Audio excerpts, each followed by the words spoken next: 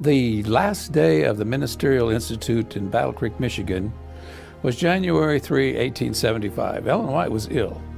In fact, they thought she should be in the sanitarium because they were afraid that her bad cold would turn into pneumonia.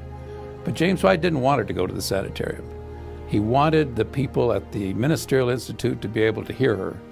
And so he called several of the ministers, leading ministers, to their home to pray for Ellen White. And they did pray, and she was given a vision, and she was healed. They later went to the meeting. They went to the dedication of the Battle Creek College the next day. When she came out of that vision on the evening of the 3rd, though, he asked her if she wanted to tell what she'd been shown. She said, no, not right now. But sometime either the next day or a few days later, we're not quite sure when, she began to share a little bit about the fact that she had been shown publishing houses around the world and the mission work growing. And her husband said, do you remember any of the countries? And she said, no, I don't. Oh yes, she said, I do remember. The angel said, Australia. So 10 years later, Elder Haskell, S.N. Haskell, decided to go help fulfill that part of the vision. And he went as our first missionary, one of our first missionaries to Australia. Now, the interesting thing about that vision, even more so than the angel said Australia, was that 10 years later, Ellen White was called to Europe as a missionary. And she lived in Europe from 1885 to 1887, and most of that time, her headquarters was in Switzerland, though she traveled around to several other countries while she was there.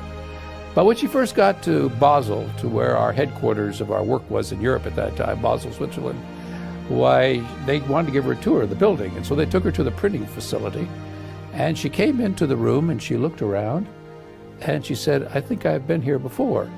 Well, of course, she had never been there before. She'd just arrived, and there were a couple of young men working there running the presses, and she said, where's the older man? And they kind of looked surprised. As I say, this was her first visit, and they said, oh, the older man, the foreman, he's gone into town on business. Well, she had a message for him. And it was a message that had been given to her 10 years before, on January 3, 1875. Well, sometime later, while she was in Europe, she was in Christiania, today Oslo, Norway.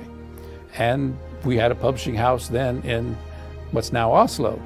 And again, she felt like she had been there before, and she had some counsel. And it was counsel that she had first seen in the vision of 1875. Then, a few years after that, she was in Australia. She arrived in Australia in 1891.